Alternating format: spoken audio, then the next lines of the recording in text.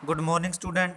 जैसा कि कल अपने पोल साइंस इंग्लिश मीडियम का chapter number 10 challenges of nation building ये स्टार्ट किया था। कल मैंने इसकी मेन इंट्रोडक्शन दे दी थी, नेशन बिल्डिंग का मतलब बता दिया था। तो बेटा आज आप पढ़ेंगे problem faced in the process of partition of India, जो अपना 15 अगस्त या 14 अगस्त 1947 को भारत के दो टुकड़े हो गए थे, पार्टीशन हो गया था। एक भारत हिंदुस्तान बन गया और दूसरा पाकिस्तान बन गया था। तो जब ये पाकिस्तान बना तो पार्टीशन के दौरान हमारे सामने क्या क्या समस्याएं थी, क्या क्या प्रॉब्लम्स थी, उसके बारे में पढ़ेंगे बेटा। जो on 14 and 15 August 1947 not one but two nation states India and Pakistan came into existence, ये मैंने आपको पहले बता दिया कि 14 और 15 अगस्त को दो नेशन स्टेट बन गई थी, एक पाकिस्तान और एक हिंदुस्तान, इंडिया बन गया था। But the partition was not simple, जो पता आपको पार्टीशन आसान नहीं था। क्यों आसान नहीं था? वेरी कॉम्प्लेक्स प्रोसेस थी, बहुत ही जटिल प्रोसेस थी कि कौन सा पार्ट पाकिस्तान को दिया जाए, कौन सा पार्ट इंडिया के अंदर आ जाए। तो बेटा ये मेजर जो प्रॉब्लम थी वो इस तरीके की थी। पहली थी, firstly there was no single belt of Muslim majority areas in British India. जब भारत गुलाम था तो ऐसी कोई मेजॉरिटी नहीं थी अकेली, जैसे एक इलाका ऐसा नहीं था कि यहाँ पर सारे मुसलमान रहते हो तो उसको आसानी से पार्टीशन कर दिया जाए। तो ऐसा हमारे सामने समस्या थी कि ऐसे हमारे पास कोई एरियाज नहीं था यहाँ पर एक कम्युनिटी की ज़्यादा वहाँ पर मेजॉरिटी हो। Muslim were mainly concentrated in two areas, one west and the other in the east. बेटा टू पार्ट थे, वेस्ट और ईस्ट के अंदर क्या था, जो मुस्लिम की ज़्यादा मेजॉरिटी थी, ज़्यादा उनकी पॉपुलेशन थी वहाँ पर। Secondly all Muslim majority areas were not interested in joining Pakistan. बेटा दूसरी बात ये थी कि ईस्ट और वेस्ट के अंदर तो आप मान लिया कि वहाँ पर मुस्लिम कम्युनिटी ज़्यादा थी, लेकिन वो सारे मुसलमान पाकिस्तान के अंदर नहीं जाना चाहते थे, ये भी समस्या थी। खान अब्दुल गफ्फार खान जो है, जिनको फ्रंटियर गांधी के नाम से भी जाना जाता है, उसने इस चीज़ का विरोध किया था कि पाकिस्तान नहीं बनना चाहिए, पाकिस्तान नहीं होना चाहिए। वो कम्युनिटी के ऊपर डिपेंड है, मुस्लिम लोगों के ऊपर डिपेंड है, वो किसके यानी कि कहाँ रहना पसंद करेंगे, वो भारत के अंदर पाकिस्तान के अंदर, किसी को कोई फोर्स ना किया जाए। और तीसरा बेटा थी अपने पास two Muslim majority provinces Punjab and Bengal had very large areas, non Muslim were in majority, hence these two provinces were also bifurcated. अब क्या था, थर्डली दो मुस्लिम मेजॉरिटी थी जो अपने पास पंजाब और बंगाल के अंदर थी, बहुत बड़ा एरिया था ये। लेकिन वहाँ पर क्या था, टू प्रोविंसेज के अलावा भी वहाँ पर कम्युनिटी थी और वो भी अपनी इच्छा से कुछ पाकिस्तान के अंदर कुछ इंडिया के अंदर आना चाहते थे। तो ये भी एक बड़ी समस्या थी कि कैसे इनका डिवीज़न किया जाए, कैसे इनको बांटा जाए।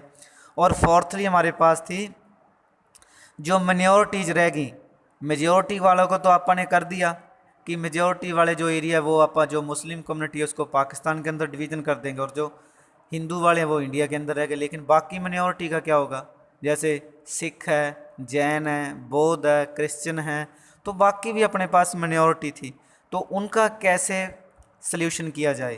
तो ये भी था अपने पास एक भी बॉर्डर, तो ये माइनॉरिटी वालों का भी यानी कि कैसे किया जाए। तो ये सारी हमारे सामने क्या थी, पार्टीशन के समय समस्याएं थी। ठीक है बेटा, ये था अपने पास पार्टीशन के समय कौन कौन सी समस्याएं थी, तो 4 समस्याएं थी अपने पास। तो अब मैं उम्मीद करता हूँ कि आपको ये समझ आ गया होगा। अब क्या है, appointment of state reorganisation commission.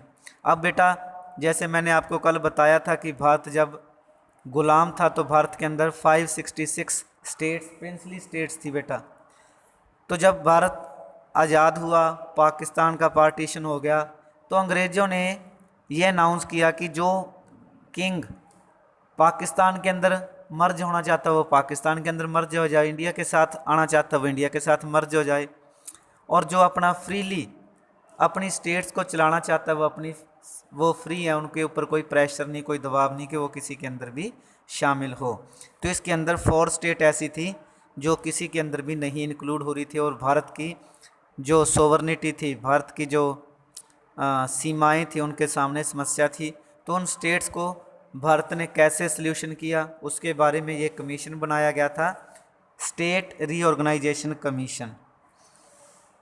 After independence the reorganisation of states were sought on linguistic basis. ये बेटा भाषा के आधार पर अपने क्या है, एक बहुत बड़ा जब भारत आज़ाद हुआ तो बहुत बड़ा एक मूवमेंट चला, एक बहुत बड़ा आंदोलन चला था।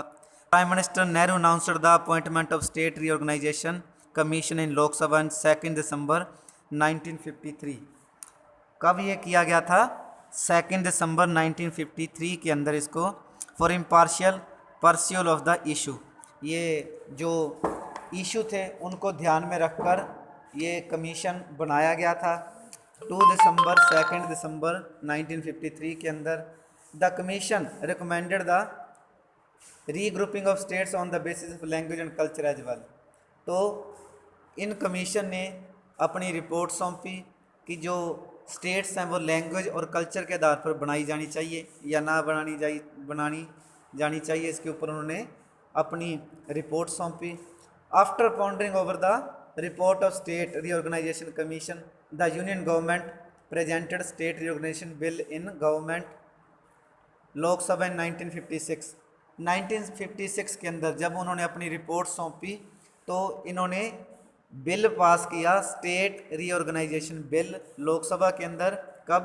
1956 के अंदर। और उसके अंदर थोड़े बहुत सुधार के बाद उसको पास कर दिया गया। और मैंने कल बताया कि जब भारत आज़ाद हुआ तो भारत के अंदर 14 स्टेट्स थी और 6 यूनियन टेरिटरीज थी। तो धीरे धीरे इनके अंदर अब चेंज आने लग गया। गुजरात जो था, Gujarat and Marathi language resulting into division of Bombay. जो आपको पता है कि गुजरात और महाराष्ट्र ये 2 स्टेट बन गई थी, महाराष्ट्र एंड गुजरात।